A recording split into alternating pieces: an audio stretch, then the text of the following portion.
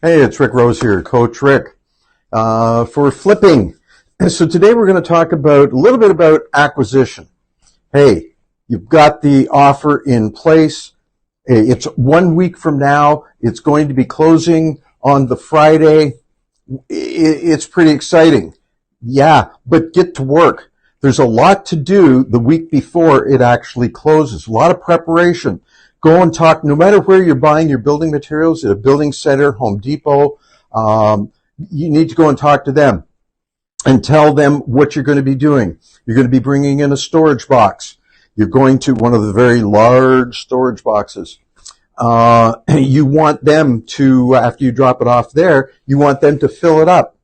The last things that you're going to need are the first things in.